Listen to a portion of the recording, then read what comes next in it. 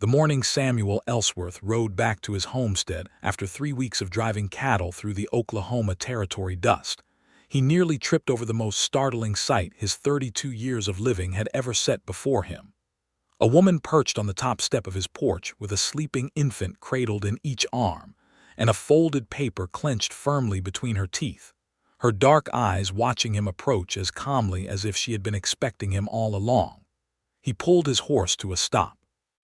The animal snorted, shook its mane, and seemed just as bewildered as its rider. The woman did not flinch. She did not startle. She simply sat there, two babies tucked against her chest like little parcels of warmth, and held his gaze with an expression that was equal parts exhaustion, determination, and a stubbornness so particular it seemed almost like its own kind of greeting. Samuel slowly swung down from the saddle, his boots hitting the cracked red earth with a dull thud.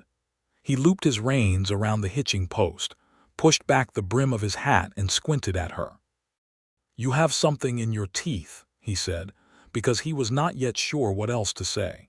She cut her eyes at him, reached up with the one hand she could spare, and plucked the paper from her mouth with practiced dignity. She held it out toward him. He crossed the yard, climbed the 2 porch steps, and took it from her fingers. He unfolded it, read it twice, looked at her, read it a third time. It was a land deed. Signed, filed, and properly witnessed in the county seat of Guthrie, Oklahoma Territory, dated the 14th of April, 1891. The deed transferred ownership of the 160 acres comprising the Whitfield parcel, the land abutting his own property along the eastern fence, to one Ruth Eliza Whitfield. He lowered the paper. She had not moved. The babies slept on, indifferent to all of it.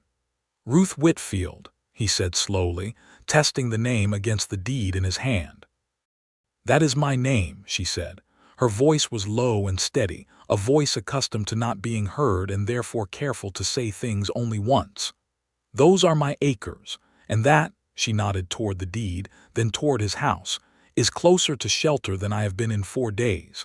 My wagon lost a wheel outside Kingfisher, and I walked the last 12 miles with these 2.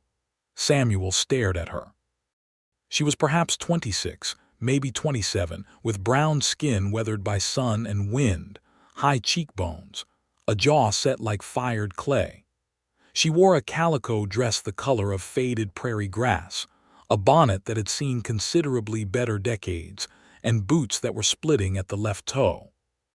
There were circles beneath her eyes deep enough to hold water, but those eyes themselves were sharp and clear, and they held no plea in them, only a kind of frank accounting, as if she were simply laying out the facts of a situation and expected him to act accordingly.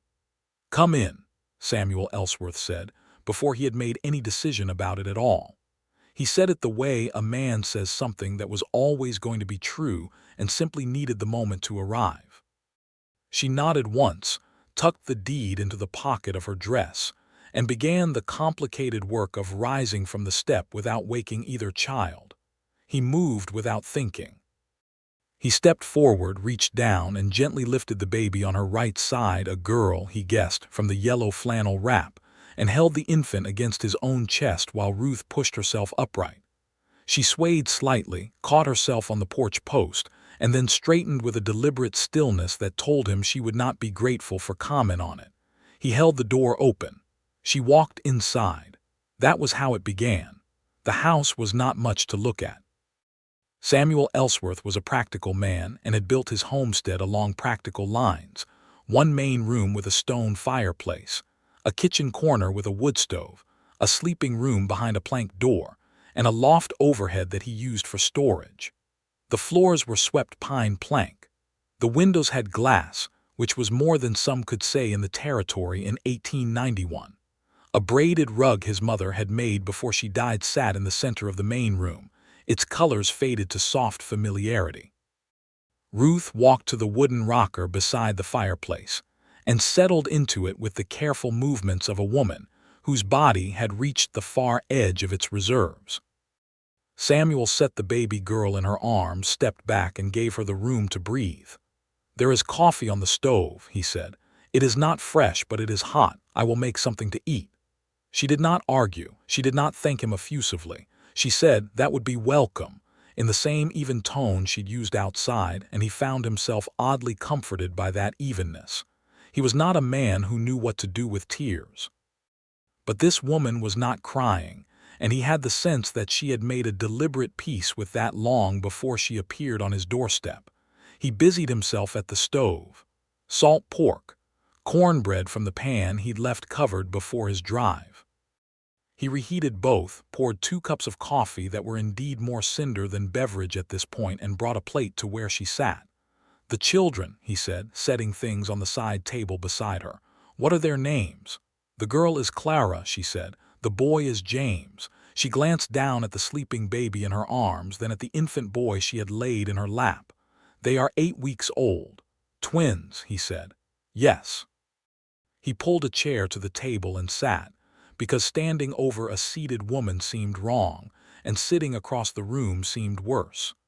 "Their father?" he asked, and then immediately felt the bluntness of it land between them like a dropped horseshoe. She looked at him with those clear, measuring eyes. "Dead," she said simply. "Thomas Whitfield died in February, fever. He never knew the babies were twins. The doctor in Guthrie did not know until they arrived." "I am sorry," Samuel said. "He meant it."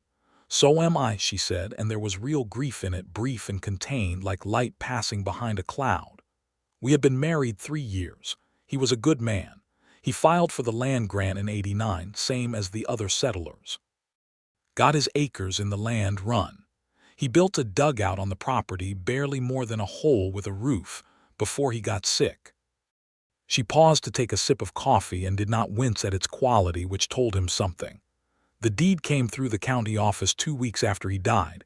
My name was on it as his wife. I have been trying to get to it ever since." "You came alone?" Samuel asked. "With 2 infants. I had a wagon and a mule," she said. "The mule is still serviceable. The wagon is currently in pieces 7 miles east of here. And yes, I came alone. There was no one else." He absorbed this.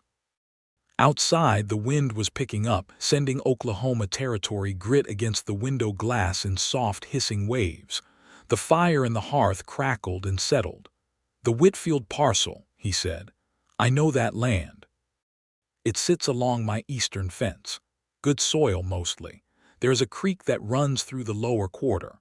"Thomas wrote me about the creek," she said. Something in her expression softened briefly, and he saw behind the composure for just a moment a woman who had loved someone and missed him specifically, not just in the general way of loss. Then it closed again. "I intend to work the land. I have seeds. They are in the wagon, unfortunately, but they are wrapped in oilcloth. Most will have survived."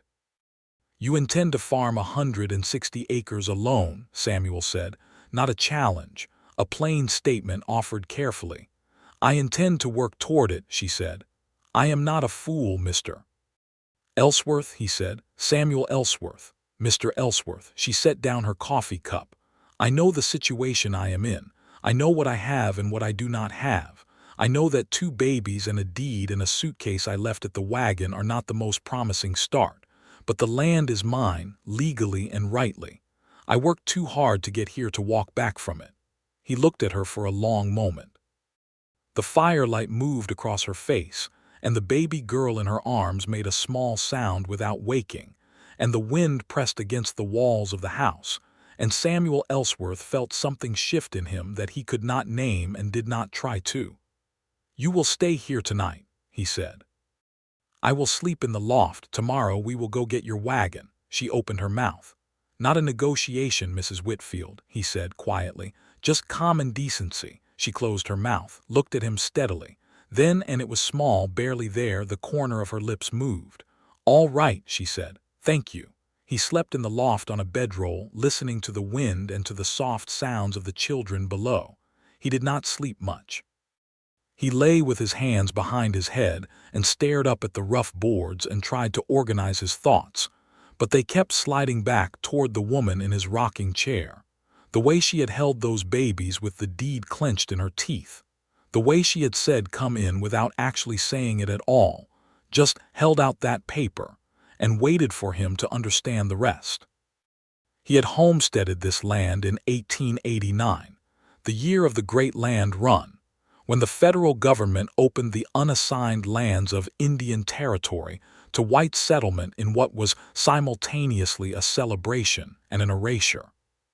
He had been 29 years old, newly freed from a cattle partnership that had gone sour in Kansas, and he had lined up with thousands of others at the starting boundary and ridden hard when the gun fired. He had claimed his land fair, filed it properly, and spent 2 years building something he could point to with a straight back. He was not a man who talked much about what he felt. He was a man who fixed fences and hauled water and read by lamplight in the evenings from a small collection of books that people in town thought was either eccentric or suspicious. He was not handsome in any particular way, broad-shouldered and sun-darkened, with the kind of face that showed all the weather it had been through, but he was steady, and he had learned that steadiness was worth more than almost anything else out here.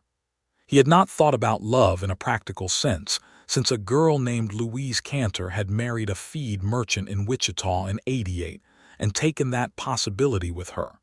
He had not been devastated by it. He had simply noted its absence and gone on working. The night passed. The babies cried twice, briefly, and he heard Ruth's low voice settling them each time, murmuring something he could not make out but that had the rhythm of comfort in it. In the morning he came down from the loft to find her already up, the fire rebuilt, and the last of his coffee grounds committed to a fresh pot. Clara lay in a padded drawer she had pulled from his bureau and lined with a folded blanket. James lay in the cradle of her crossed legs while she sat at the kitchen table, nursing him with a calm practicality that made Samuel turn his eyes toward the window and busy himself there for a moment. "Good morning," she said, in the same unruffled tone. "Good morning," he said. He got a cup down from the shelf, poured coffee, stood at the window looking out at the pale gold morning settling over the territory grass. "I owe you an explanation," she said. "You do not," he said. "I think I do," she said. "I did not tell you the whole of it last night. I was too tired." She paused, adjusting James. "I came from Memphis. My father was a freedman, worked a tobacco farm his whole life after emancipation. My mother died when I was 12. I learned to keep accounts, learned to cook, learned to sew and mend and do whatever needed doing. Thomas Whitfield was a school teacher. He believed in the territory, believed it was a place a person like him, like us, could build something that could not be taken. He filed in the run and sent for me." Samuel turned from the window, leaned against the counter and listened. "After he died," she continued, "his brother in Memphis said the land would revert, said a widow with no sons and no means could not hold a claim in the territory. He wanted me to come back, live in his house, help his wife." She said this last part with a flatness that communicated everything about how that arrangement had actually been proposed. "I said no. I said the deed was mine. He said I would not get there alone with 2 babies. I said, watch me." Samuel looked at her for a long moment. Then he laughed, a real laugh, short and warm, surprised out of him. "You walked 12 miles with 2 babies to prove that." "I walked 12 miles with 2 babies because I had no choice," she said. "But yes, also to prove that." He set his cup down. "I believe you," he said. "And for what it is worth, Mrs. Whitfield, that land is yours. I have seen women farm worse parcels in the territory. You will have difficulty and you will have lean years. But the claim is solid. The county office will not reverse a properly registered deed." She looked at him with something close to surprise, as though she had expected him to hedge or qualify or add some condition. "You know land law." "I had cause to study it," he said. "When I filed my own claim, the man next to me at the land office was trying to file a fraudulent deed over someone else's settlement. I read everything I could find afterward so I would know the difference." She was quiet for a moment. Then she nodded, and there was something in the gesture that was more than acknowledgement. It was, he thought, the beginning of trust, which was not the same as gratitude. They went for the wagon after breakfast. Samuel hitched his 2 draft horses to the lightest wagon he had and drove east along the track that passed for a road in the territory. Ruth sat beside him with Clara on her lap and James in a sling she had fashioned from a shawl. The morning was clear and wide. The sky the particular saturated blue that only seemed to exist over flat country, the kind of blue that went all the way to the back of the eye. They talked on the way. Not deeply, not yet, but the way two people talk when they are settling into a space that might become familiar. He told her about the land, the creek, the soil quality. She asked questions that were specific and practical and showed that she had been thinking about farming seriously, not romantically. She knew about planting seasons. She knew about crop rotation. She knew more about the market for corn in the territory than he did, which he admitted freely. Thomas read everything about it, she said. He sent me his letters with pages of notes. I have them in my suitcase. A pause. Which is in the wagon. We will find it, he said. They found the wagon where she had left it, canted hard to one side with the left rear wheel split clean from the axle. Her suitcase was inside, along with 2 trunks, 3 crates, and the carefully oilcloth-wrapped seed packets she had described. Samuel checked the axle, pronounced it fixable with a replacement part he had at his workshop, and loaded what they could onto his wagon in 2 trips. On the second trip, when he lifted one of the trunks and discovered it was almost immovably heavy, he stopped. "What is in here?" "Books," she said. He set it down again, looked at her. "Thomas's books and mine," she said. "I was not leaving them." He picked the trunk up again and loaded it. "No," he agreed. "You were not." They were back at his homestead by midday. He made the repairs to her wagon axle over the following 2 days while she stayed, because there was no sensible alternative. Her land was there, but the dugout on it was not yet habitable by her accounting, and neither of them proposed any other arrangement. She cooked while he worked. The arrangement settled into something practical and easy, the way a good saddle settles to a horse's back over time, by mutual accommodation and the simple logic of fit. On the 3rd evening, she brought him a cup of coffee on the porch where he sat after supper, and settled into the other chair, and they watched the sun go down over the territory grass in a silence that was no longer awkward. "Why do you not have a wife?" she asked, with the directness he was beginning to understand was simply her way. "I have not found one," he said, "or have not found one at the right time, which is perhaps the same thing." "You are 32, she said. "I am," he agreed. "And you are 27, she said. They sat with the sunset for a while. "You are not what I expected," she said eventually. "What did you expect?" "I did not know what to expect," she said. "A strange man's doorstep. I expected either hostility or condescension. You gave me neither." "You did not ask for either," he said. She looked at him sidelong, and the last of the day's light caught her face, and she almost smiled. "No," she said. "I suppose I did not." Her wagon was ready on the 4th day. He drove her to the edge of the Whitfield parcel himself, helped her down, and walked with her to the dugout to assess what needed doing. The dugout was essentially a room dug into the face of a low rise, with sod walls, a plank door, and a small iron stove Thomas had apparently installed before the fever took him. The floor was dirt. There were 2 windows cut into the sod, covered with oilskin. It was dark, and it smelled of earth and cold. Ruth stood in the doorway with James on her hip and looked at it. He watched her face. He watched her take in the dimensions of it, the darkness of it, the smallness, and he saw her adjust something inside herself with visible effort.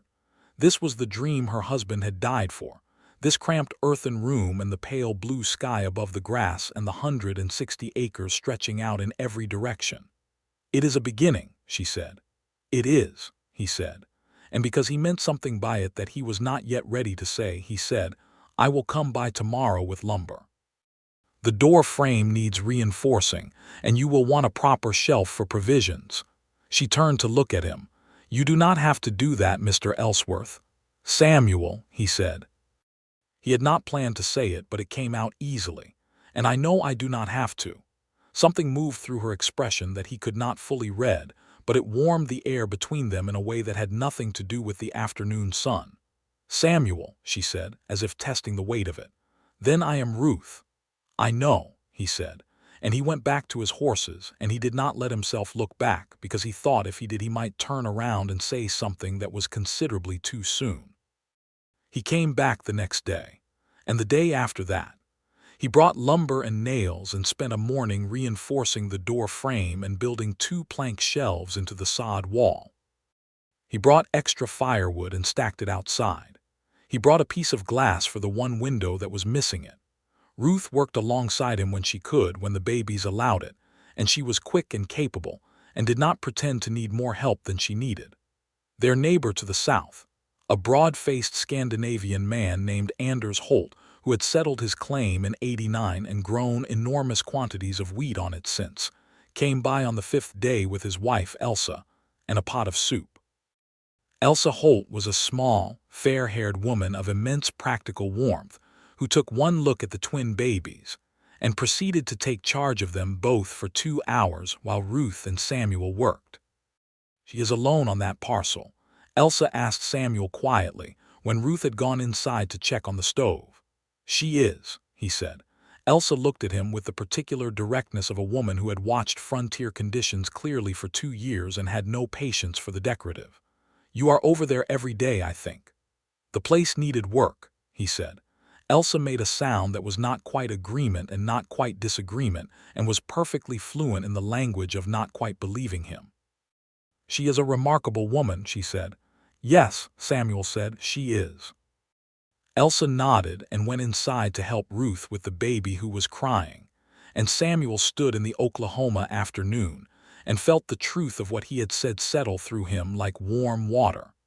In the weeks that followed, something grew between them that was built not of dramatic declaration, but of shared work and daily proximity. He helped her plant the first quarter of her acreage in corn, because corn was what made most sense given the soil and the season, and because Ruth had read Thomas's notes until she knew the land in theory before she touched it in practice. They worked side by side in the rows, Samuel with his broad shoulders and his steady pace, Ruth with her calico dress and her quick hands, the babies tucked in the shade of the wagon in a clever arrangement of crates and blankets she had engineered. He told her about the land run, about standing at the line in April of '89 with 500 other men, and hearing the gun crack and riding like everything in his life depended on it, because it did.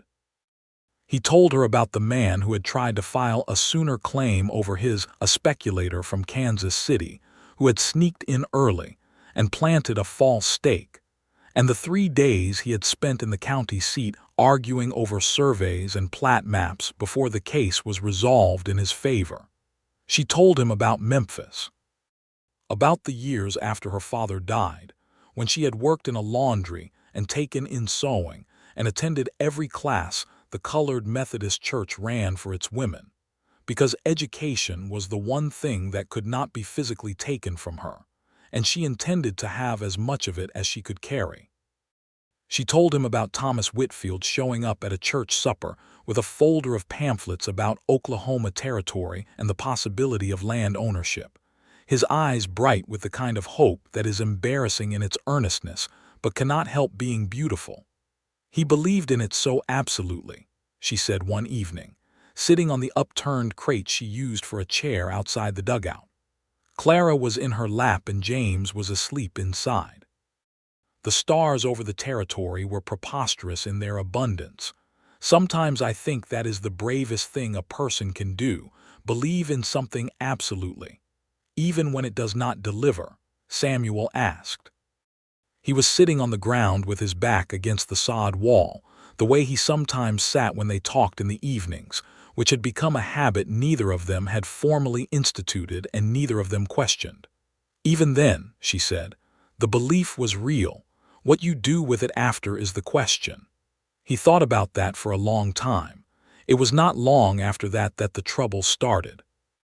His name was Harlan Deeds, and he was the kind of man the territory had more of than it wanted, a land speculator from St.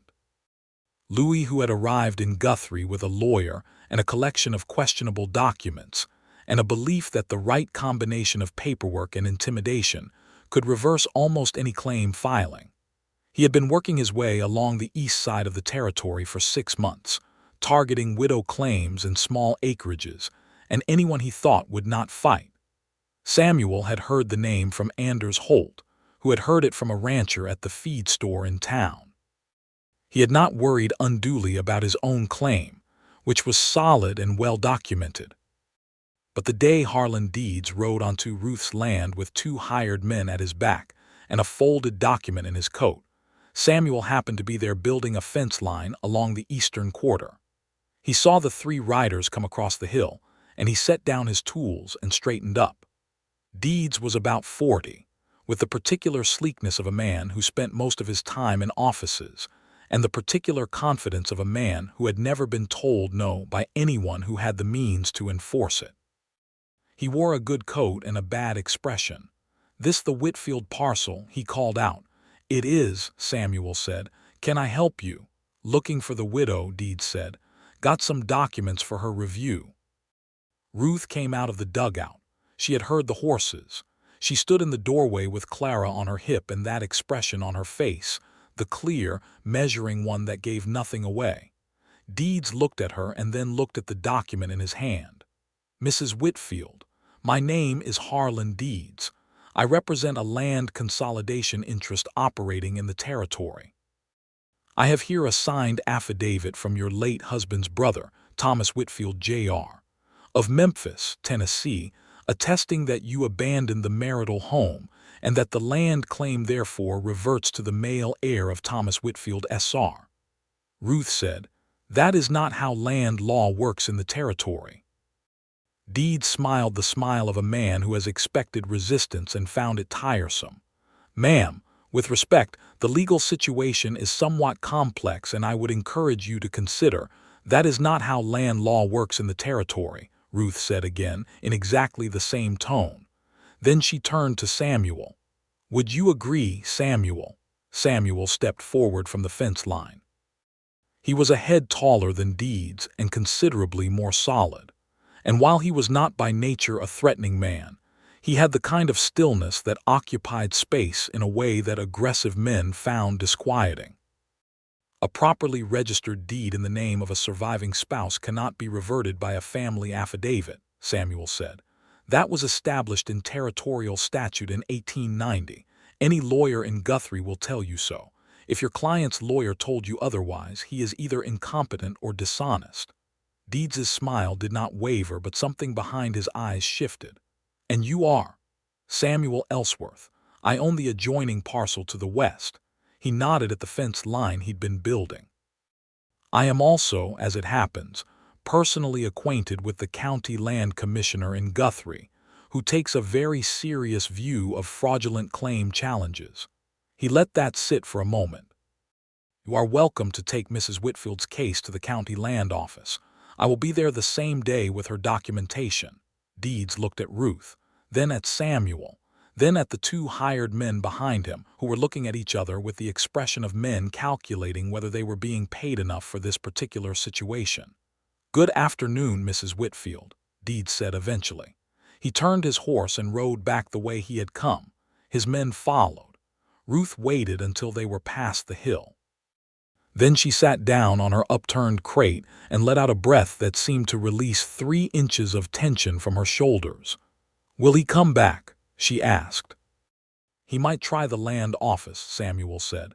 "We should go to Guthrie next week and get ahead of it, put your documentation formally on the county record, make it harder for him to manufacture anything." She nodded slowly. Then she looked up at him. "You knew about the 1890 statute." "I told you I read everything I could find," he said.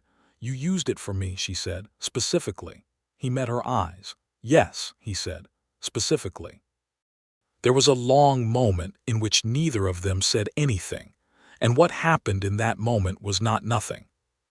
They went to Guthrie the following Thursday, all 4 of them, Samuel driving, Ruth beside him with the babies between them in a padded box that served as a traveling cradle. The town of Guthrie was the territorial capital, a place that had sprung from literal nothing in a single day in April of '89 and now boasted proper buildings, 2 newspapers, a functioning territorial legislature, and more lawyers per square yard than any place Samuel had ever been.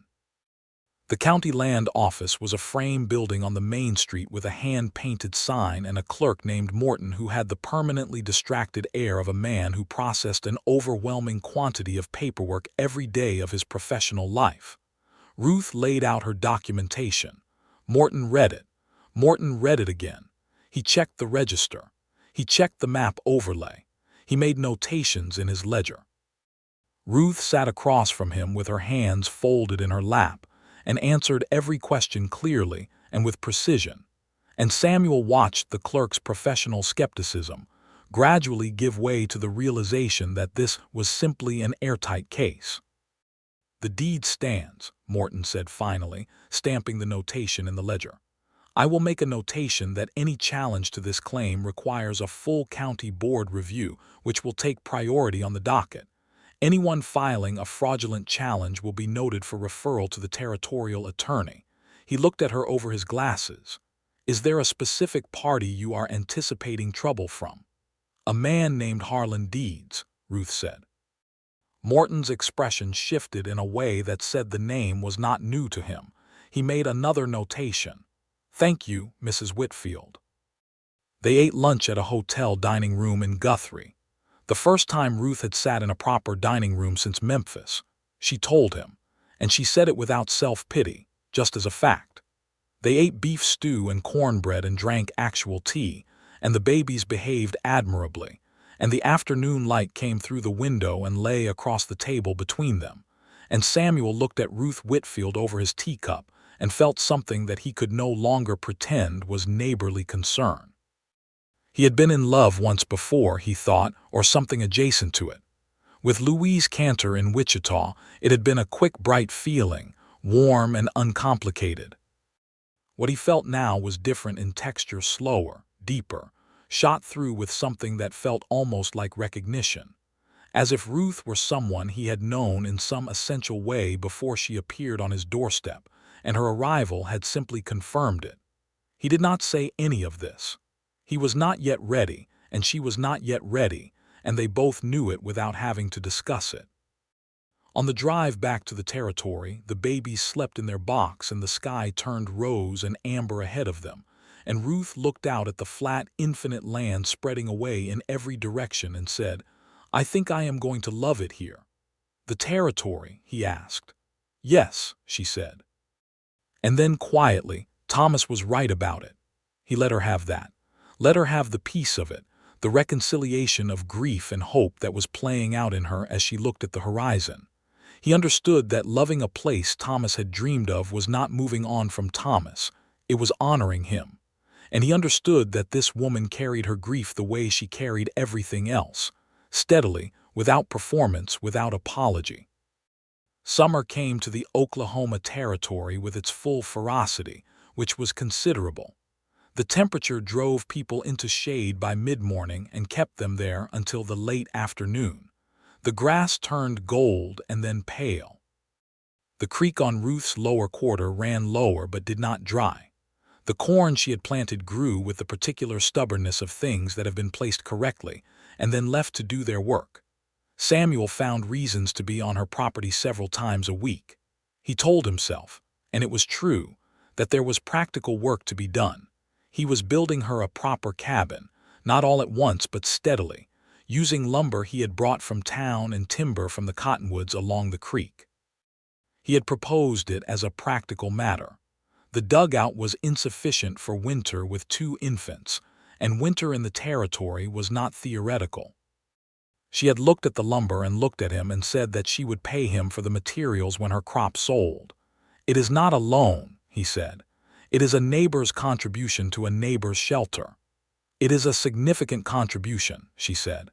"You will find a way to return it," he said, which was true. He already knew she would, because she was constitutionally incapable of accepting something she could not balance.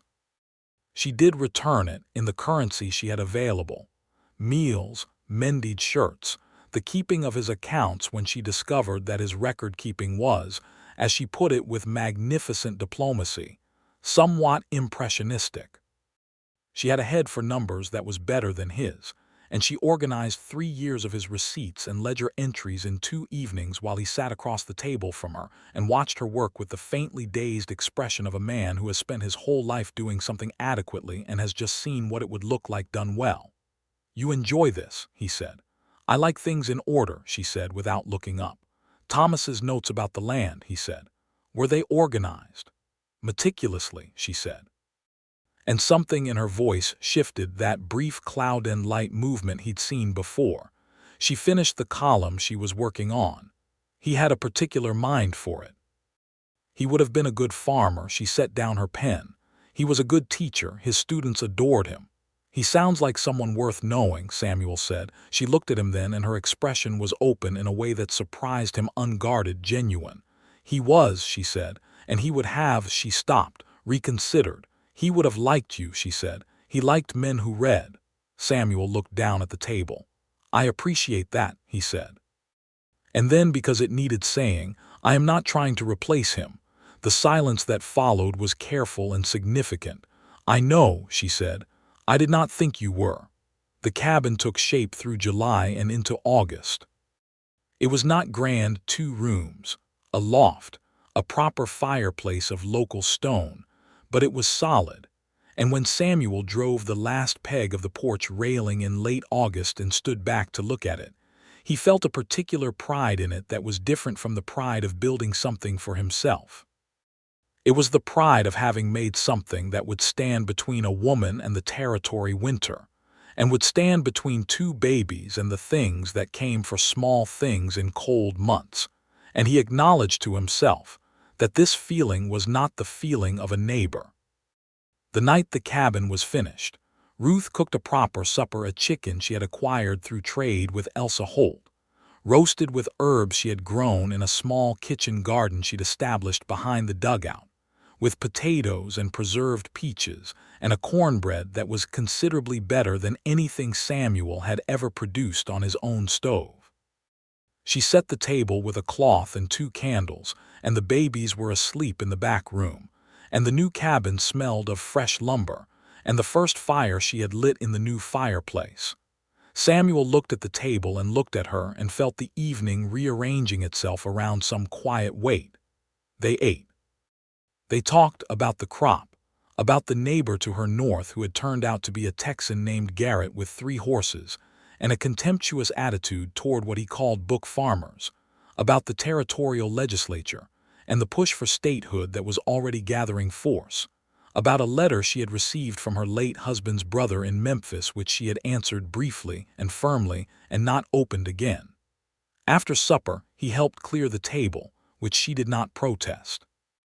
They stood at the wash basin, her washing and him drying, and the firelight moved over the walls of the new room, and outside the territory night was enormous and starred. I want to say something, he said. She handed him a plate. Then say it. He dried the plate, set it on the shelf. I have been coming to this property near every day for 4 months, he said, and I have been honest with myself more or less about why, but I think I owe you the same honesty. She was still at the wash basin, not frozen, just still. I am not coming because there is always work to be done, he said. There is always work to be done, and that is true, but that is not why. He set the towel down. I come because I want to be where you are, and I think you deserve to know that plainly. She did not turn around immediately. When she did, her hands were dried on her apron, and her expression was the one he had come to know as her thinking expression, the one that looked like stillness from the outside but was anything but. You have been patient, she said. I did not want to rush anything, he said.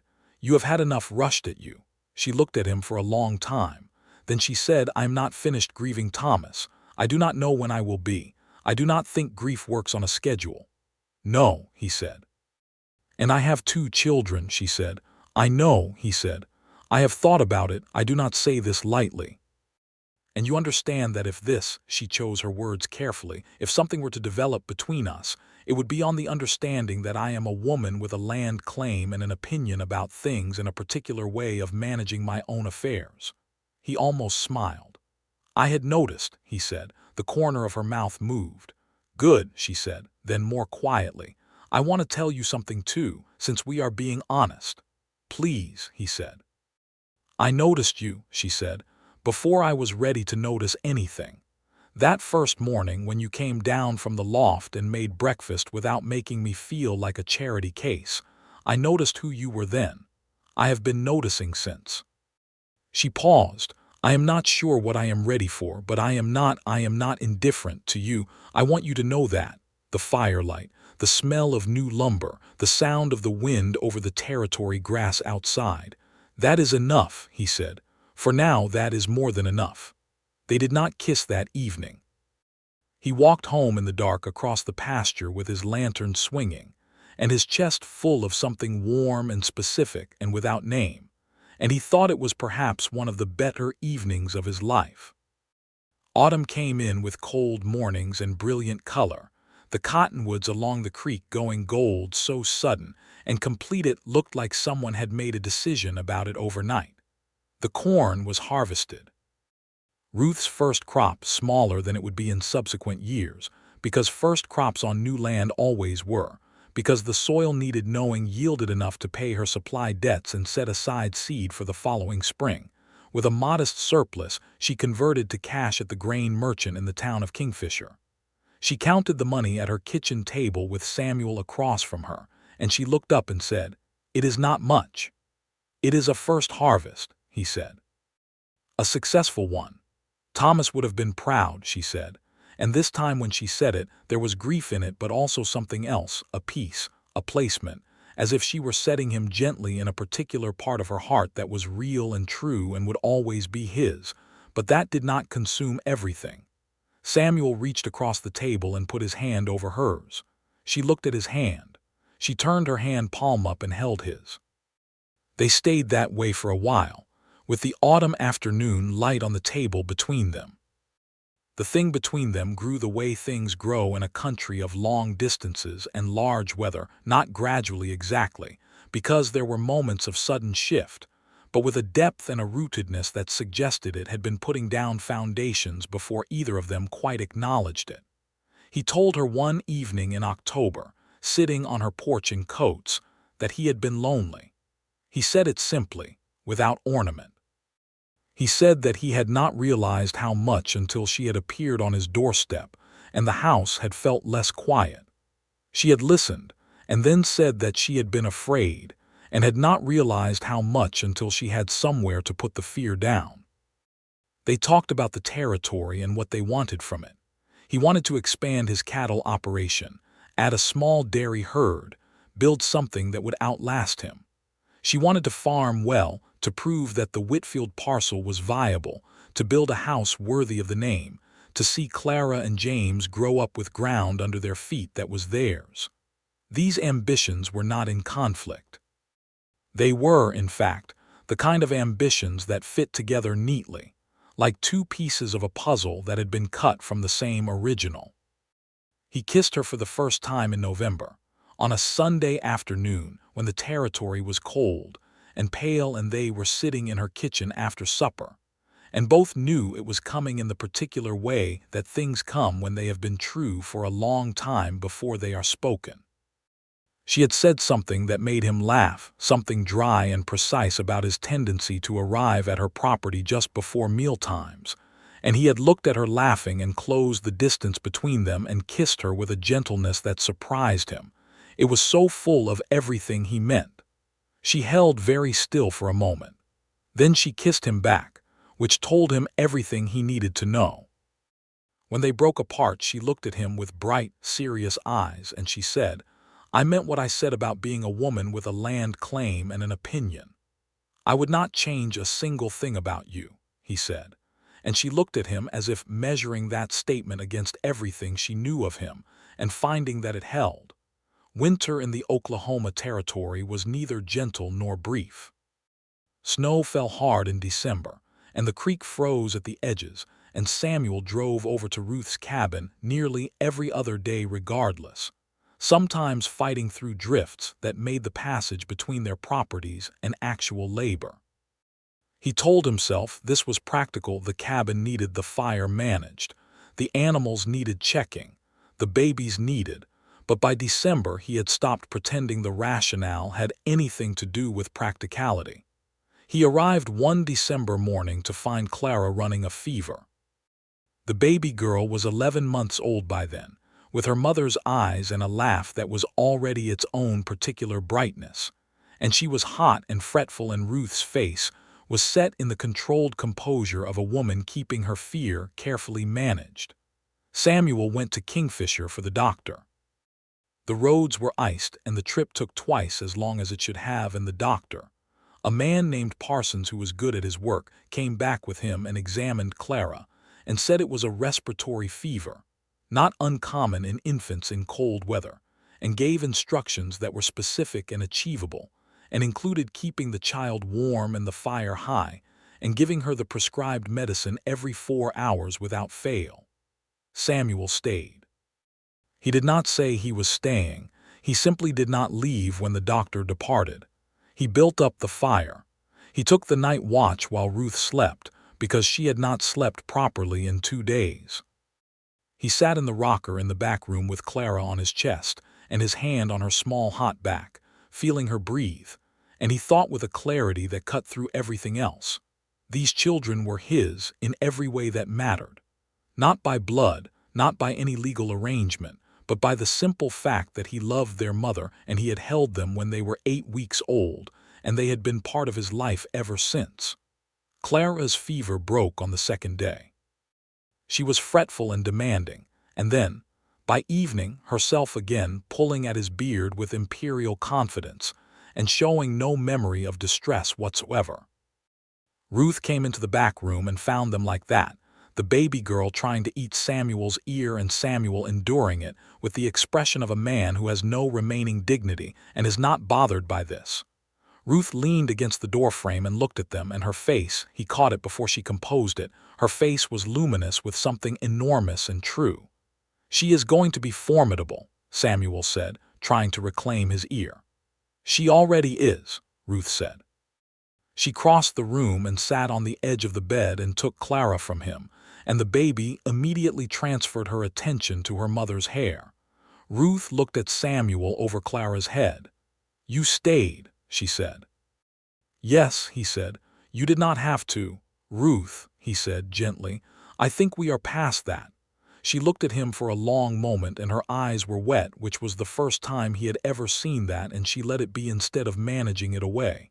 "Yes," she said, "I think we are."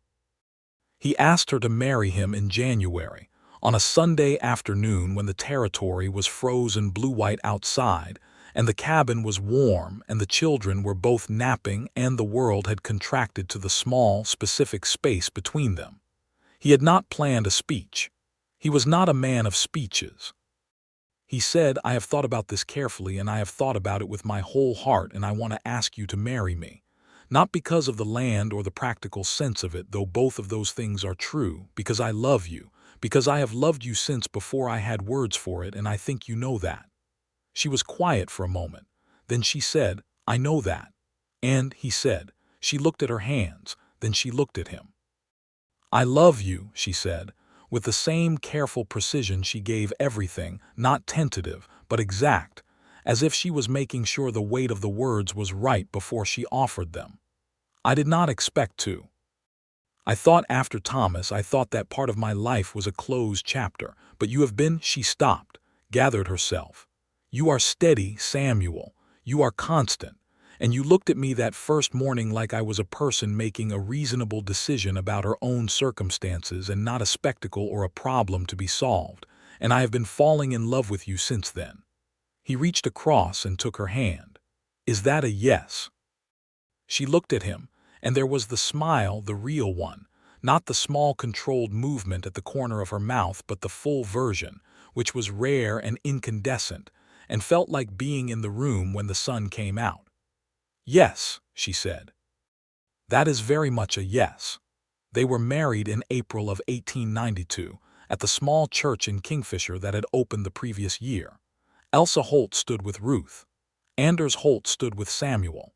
The babies, Clara and James, now a year old and in full command of their immediate surroundings, were managed by a church elder's wife who had raised 6 children and had opinions about infant management that she shared freely. The minister was a tall man named Reverend Cook, who performed the ceremony with warmth and no unnecessary length, which Samuel appreciated deeply. Ruth wore a dress she and Elsa had made together from fabric ordered from the catalog, a deep blue that suited her, that set off the warm brown of her skin and made her eyes bright, and that Samuel thought for the rest of his life was the finest thing he had ever seen anyone wear. He said his vows in a voice that did not shake, which required some effort, because he felt them with considerable force. She said hers in the clear, precise voice he knew, that voice that said things only once and meant them completely. When it was done and the ring was on her hand, she looked up at him and he saw in her eyes everything she was. The woman who had walked 12 miles with 2 babies, the woman who had stood her ground against a speculator without raising her voice, the woman who had stayed up 3 nights tending a fever and then let him see her cry. All of it. He kissed his wife. The church made a modest sound of approval. Clara threw her shoe at the minister. They came home to what was now, by mutual and happy renegotiation, the combined operation of the Ellsworth Whitfield land, 320 acres in total, the creek running through the lower quarter of Ruth's parcel, and a new fence line drawn properly with surveying pins, and a careful legal arrangement, which Samuel's lawyer in Guthrie drew up without being asked twice, that protected Ruth's deed as her own property within the marriage. Samuel had proposed this arrangement. Ruth had looked at him for a long moment and then said that she had not anticipated that, and it was perhaps the most thoughtful thing anyone had ever done for her. "Your land is yours," he said. "I will not have it any other way." "Then it is ours," she said, "by choice." Spring planting that year was different, larger, better planned, with both their knowledge and both their labor working together. Ruth's careful accounting and Samuel's understanding of the cattle market meant that by midsummer they had a plan that involved a modest dairy herd that would provide steady income through the years when crops were lean. He built the dairy barn in June.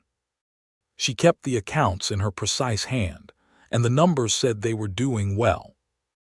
Harlan Deeds made one last attempt in the spring, filing a challenge at the county land office that was rejected within 2 weeks on the basis of Morton's carefully maintained notation, and the territorial attorney's office sent a letter to Deeds's lawyer in St. Louis that apparently concluded the matter, because Deeds's name was not heard in the county again after that. Ruth showed Samuel the letter from the attorney's office across the breakfast table one morning. She read the pertinent paragraph aloud and then set it down and said, "It is done." He looked at her across the table, the morning light coming through the kitchen window, James in his high chair making authoritative demands about porridge, Clara on the floor engaged in a complicated construction project with wooden blocks. It was an ordinary morning in every respect, and yet it was completely extraordinary, and he was aware of both facts at once. "It is done," he agreed, and reached across the table and poured her coffee, which was the language of small and constant love. In the summer of 1892, Elsa Holt quietly mentioned to Ruth that there were 3 families of freedmen who had filed land claims in the territory and were struggling with the same kind of fraudulent challenge pressure that Deeds had brought against the Whitfield parcel. Ruth went to Samuel with this information and he said, "What do you want to do?" she said. "I want to help them the way Morton helped me. I want to get them to the county land office and get their documentation properly on record." Samuel said, "Then let's go." They spent 2 Saturdays in Guthrie that summer, with Samuel driving and Ruth sitting beside him with a folder of legal references she had accumulated, and a clear, quiet authority she brought to each meeting with the families and with Morton. 2 of the 3 claims were fully secured. The third was more complex. There was a genuine dispute about the boundary survey, and Samuel contacted a surveyor from Oklahoma City who came out and settled the matter on the ground in the family's favor. It was not a grand thing, not in the way the newspapers would have written it. But it was real, and Ruth came home from those Saturdays with a brightness in her face that was different from her daily happiness, wider, more external, pointed outward at the world. "This is what Thomas wanted," she told Samuel one evening after the last of it was resolved. "He wanted the territory to be what they promised it could be, equal ground." She paused. "It is not that fully. It is not. There are too many injustices still, too many people who do not get the help they need, who cannot get to a land office, or who face things worse than a crooked speculator. She looked out at the acres of their land in the evening light. But we helped 3 families keep their land today. That is something. It is something, he said, and we will keep doing it. She looked at him. You mean that? I mean everything I say, he said. You should know that about me by now. She leaned her head against his shoulder in the way she had developed, not a dramatic gesture but a natural one, the way a person leans against something solid because it is there and it is theirs. I know, she said.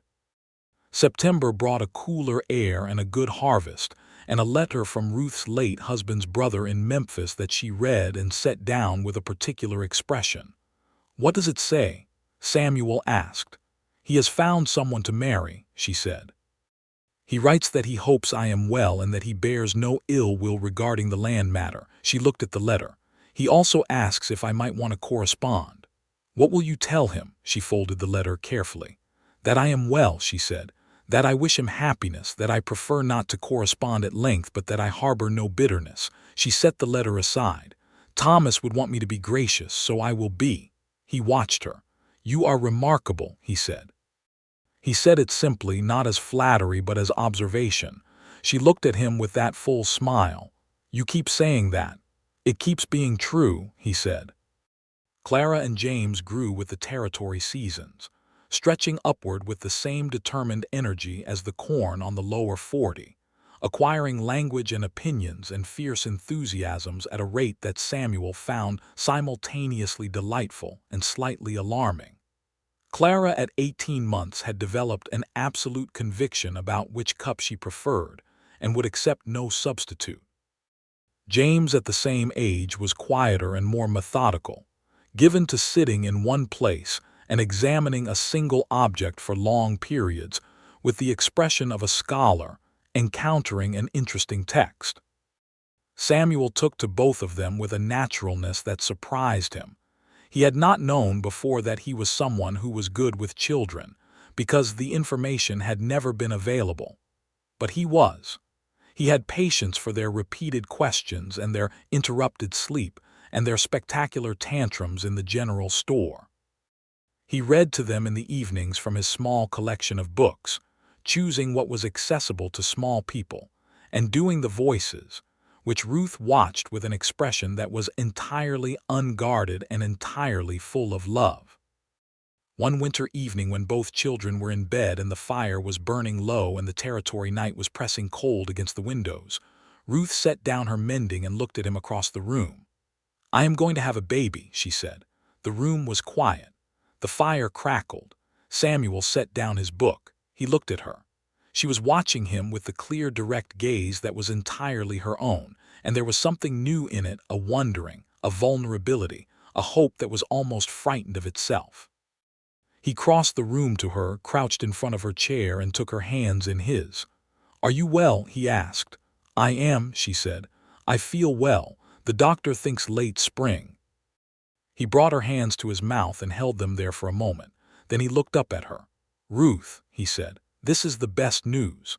She let out a breath, that same release he had seen the day deeds had ridden away, as if she had been holding against something. I thought I was not sure how I would feel about having a child with the woman I love, he said. Ruth. He said it softly but with the full weight of everything he meant. How could you not know? She blinked rapidly. I sometimes worry, she admitted, that I ask too much, that the situation is. The situation, he said, is that I am a man who loves his wife and his children and his land and his life, and I am about to have more of all of those things. He pressed her hands again. There is no asking too much. There is only what we are building, and we are building it together. She reached out and touched his face, his weathered, ordinary, beloved face, with her palm, and he turned into her hand the way a plant turns toward light, and she said, I love you, Samuel Ellsworth. I love you, Ruth Ellsworth, he said. He felt the name land between them like a gift. She had kept Whitfield in her legal name for the land deed, which was entirely right, and in her heart Thomas Whitfield would always hold a real and dignified place. But in the daily life between them, in the mornings and evenings and ordinary, extraordinary moments of the life they were making, She was Ruth Ellsworth, and she wore it like she wore everything, with her chin up and her eyes clear. The spring of 1893 was a season of enormous consequence in the Oklahoma Territory. The government opened another 6 million acres in the Cherokee Outlet Run, and the world seemed full of movement and possibility, and the particular noise of human ambition. Samuel and Ruth watched from their established acres as another wave of settlers poured in, and Ruth thought of Thomas and his pamphlets about equal ground, and Samuel thought of the morning he had hidden hard across the starting line in '89, and they were both glad, in their different and complementary ways, to be already rooted where they were. Their son was born in May. He came quickly, which the doctor said was favorable, and he was loud about his arrival in a way that woke both Clara and James in the back room, and caused a brief domestic uproar that Samuel managed by singing something that was not quite a recognizable melody in a low voice, until the other two went back to sleep, which Ruth heard from the bedroom, and found herself laughing even in the midst of the hard work of bringing a child into the world. The baby was healthy and round and had Samuel's broad forehead and Ruth's dark eyes, which seemed right. "His name," Samuel said, sitting on the edge of the bed, the baby in his arms, looking at the face that was a new version of both of them. Ruth was tired in the enormous, particular way of women who have just done the most significant thing a body can do, but her eyes were bright. "I have been thinking," she said. "Thomas," he looked at her. "Not to replace," she said, "but to honor. Thomas would have loved this place, this life. I want him to have a name in it." Samuel looked at the baby, Thomas. The name of a man who had believed in something absolutely, who had planted a flag in this territory with his heart and his hope and his life, and who had given Ruth the deed that had brought her to Samuel's doorstep with babies in her arms and a future clenched in her teeth. "Thomas Samuel Ellsworth," Samuel said. Ruth made a sound that was close to a laugh and close to a sob and entirely its own thing. "Yes," she said, "that." He handed the baby to her, and she tucked him against her, and Clara appeared in the doorway in her nightgown, having apparently decided that sleep was no longer on her agenda, and James appeared behind her with his customary methodical expression, and Samuel opened his arms and both children came into them. And the room was full of the noise and warmth of a family that had been built from grief and stubbornness, and a deed, and a doorstep, and 2 men's worth of love, and 1 woman's refusal to stop moving forward. There is a particular quality to happiness that people who have known serious loss recognize. It is not the uncomplicated happiness of those who have not yet been tested, which is bright and fast and sometimes careless with itself. It is a deeper thing, a gratitude with ballast in it, the kind that knows what its absence feels like, and therefore holds the present with both hands. Ruth Ellsworth knew this quality of happiness. She had learned it the hard way, in a Memphis laundry and a cold dugout and a 12-mile walk with 2 babies and no certainty waiting at the end of it.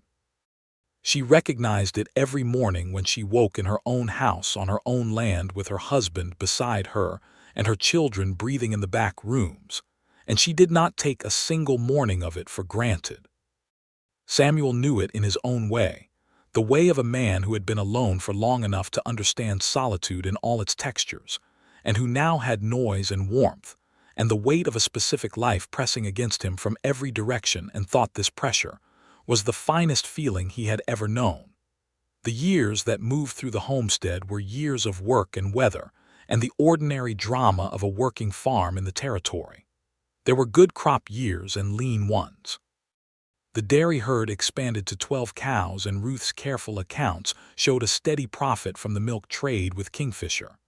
A bad summer storm in '94 took part of the barn roof, which Samuel and Anders Holt rebuilt in a week, working from dawn to dark.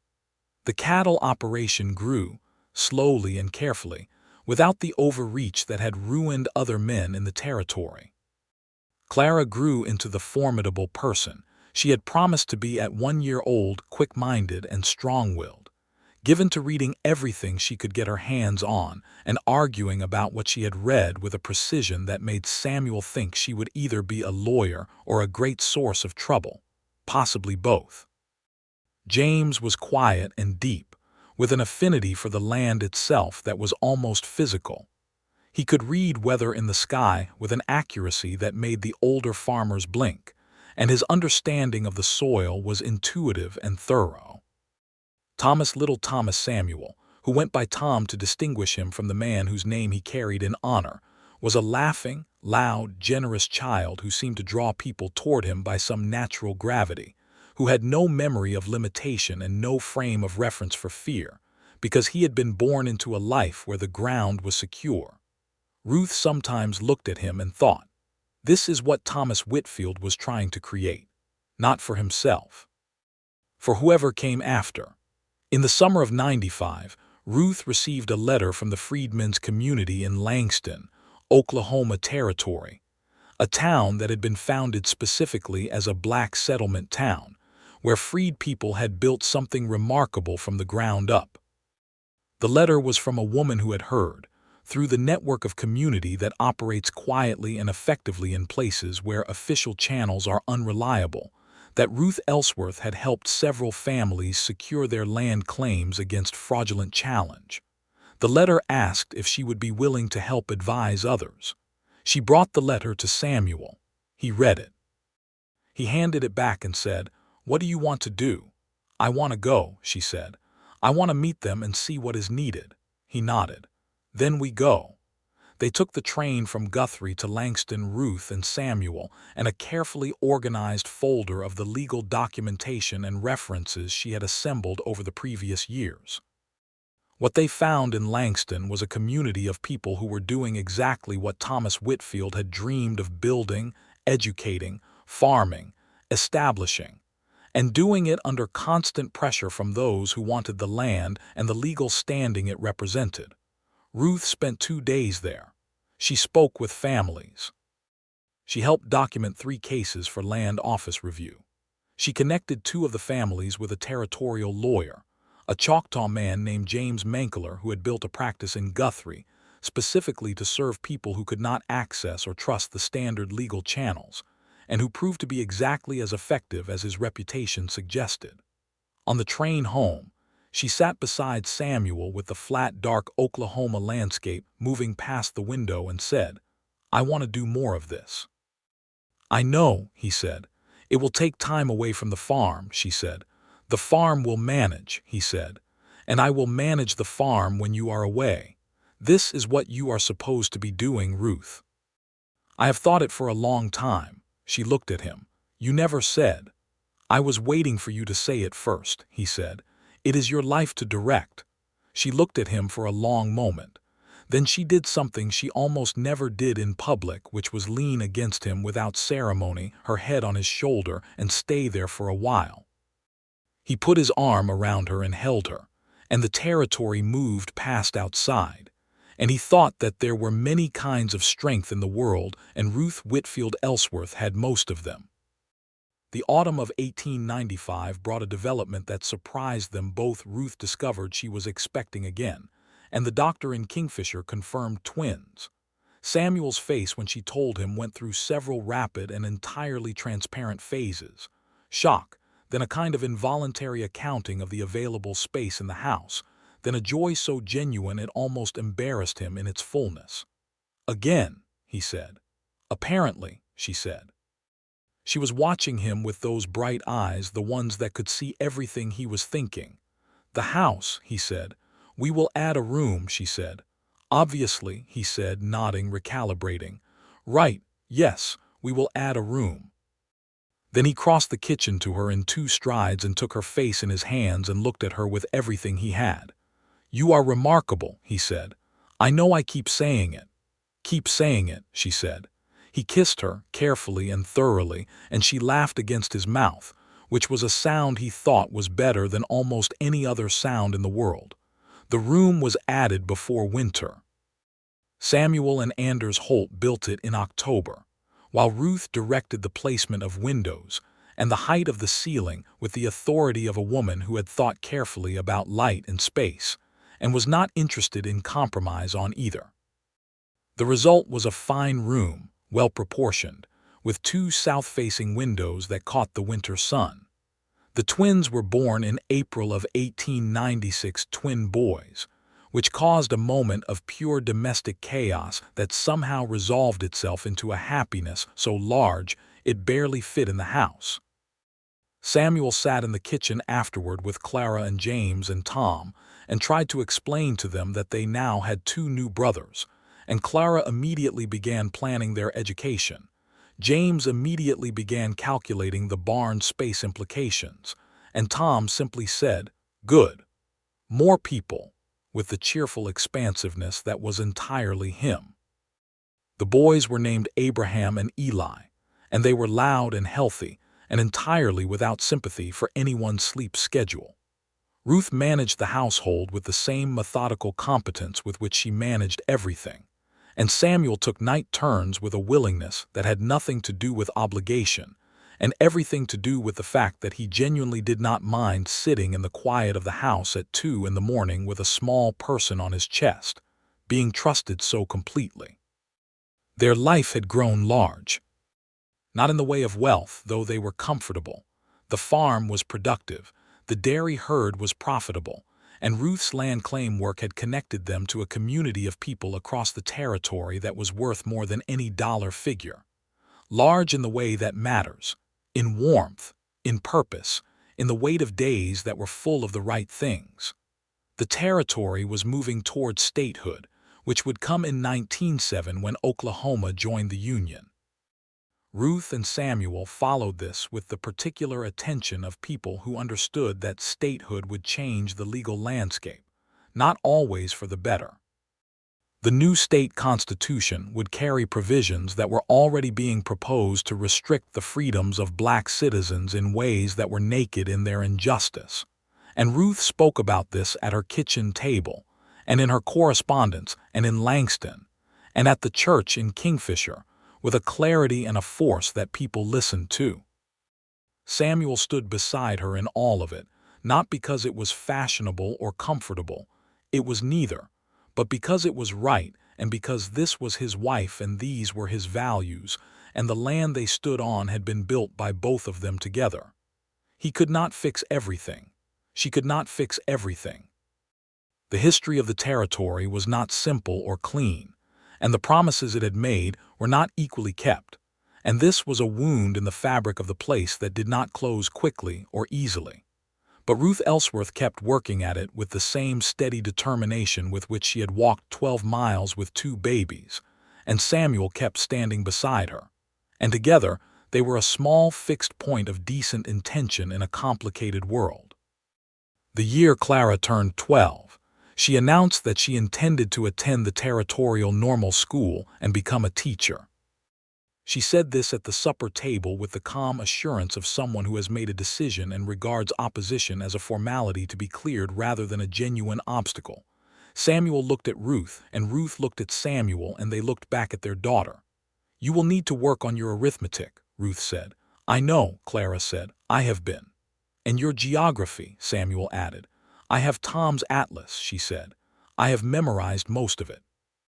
James, across the table, looked at his twin sister over his bread with an expression of absolute unsurprise. Tom looked delighted. Abraham and Eli, who were 5 and largely indifferent to long-term planning, were engaged in a debate about the relative merits of 2 rocks that Eli had found.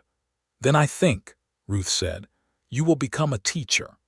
Clara gave a short nod that contained worlds. The years moved in the way that years move when a life is full faster than they should, and full of more than memory can entirely hold. There was James learning the land with an expertise that made older farmers come to him with questions. He answered with characteristic brevity and accuracy.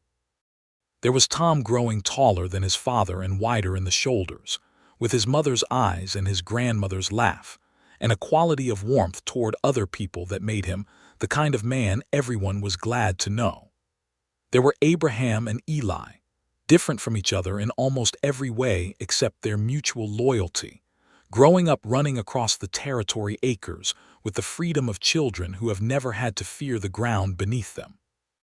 In the evenings, when the house was at whatever level of quiet a house with 5 children achieves, which was relative, Samuel and Ruth sat on the porch in the old chairs that he had replaced twice as the originals wore out. They looked at the land, her 160 acres to the east, his 300 to the west and north, the creek glinting in the lower quarter, the cattle moving in the far pasture, the corn rose in summer and the bare stubbled fields in winter. They talked. They were always talking, about the children, about the farm, about the territory's politics, about the books they were reading, about the letters Ruth received from Langston and from Guthrie, about the 100 small and large things that make up a life built together. They also sat in silence, which was the best kind of silence there is, the kind that has no gap in it, that is full of understanding instead of empty of it. One evening in late October, the year before statehood, the air carrying the particular golden cold clarity of a territory autumn at its peak, Ruth reached across the space between the chairs and took Samuel's hand without looking at him, the way you reach for something that has always been there. He looked at her profile. She was 42, and she had the lines of weather and work and laughter in her face, and she was more beautiful to him than she had been the day she appeared on his doorstep, which had seemed impossible at the time but was simply true. "I have been thinking about Thomas," she said. Not with grief, not with the old weight of it, but with the thoughtful peace of someone whose grief has been fully processed and placed. About what he wanted, about whether he would be satisfied. And, Samuel said, she looked out at the land, their land, the land with her name on the deed that had been held in her teeth on a stranger's porch because she had no hands free and she had not come all this way to put it down. He would be more than satisfied, she said. He would be, she thought about it, he would feel vindicated, about the territory, about what it could be for people who had the right to it. She paused. He would also like you very much. "I believe you have said that before," Samuel said. "It is still true," she said. He squeezed her hand. She squeezed back. "Ruth," he said. "Samuel," she said. "I want you to know," he said, "that whatever I imagined my life might be when I rode across that starting line in '89, it was not this. It was not anything close to this."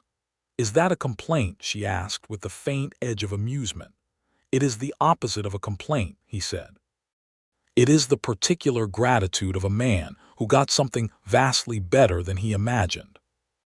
She turned to look at him then directly, with those clear dark eyes that had measured him on his own porch that first morning and found him, apparently, adequate to the situation. "Samuel Ellsworth," she said, "you are a good man." "I am trying to be," he said. "You have succeeded," she said. And then she smiled, the full version, the incandescent one, the one he had been seeing for years, and that still made him feel, every single time, like the sun had come out specifically for this. He brought her hand to his mouth and kissed it.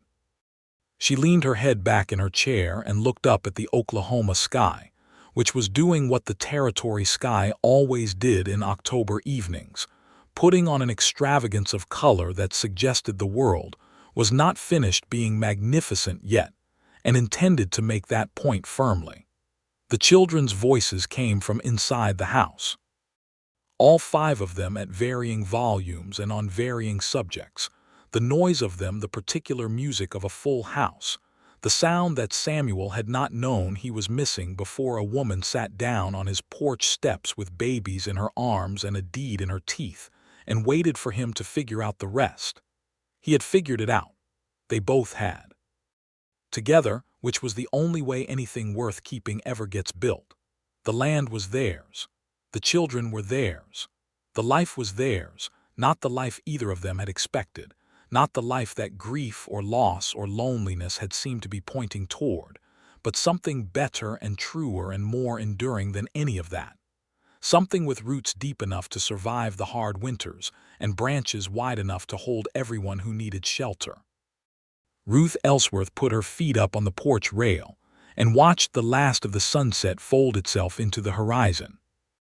Samuel sat beside her with her hand in his, and the warm weight of everything they had made between them and around them.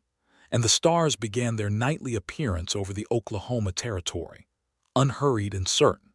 The same stars that had been there the night she walked 12 miles, and the night he lay in his loft wondering about a woman he barely knew, coming out now over a house that was full of life and love, and the quiet, extraordinary triumph of two people who had chosen each other absolutely.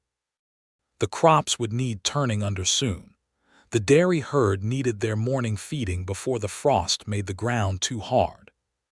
There were letters to write and accounts to balance and children's lessons to oversee and a porch step that was starting to rot on the left side and would need replacing before spring. There was everything still to do, as there always would be, as long as they were alive and together on this land. Samuel Ellsworth looked at his wife in the last light of the day and thought, "This is the whole of it. This is the thing."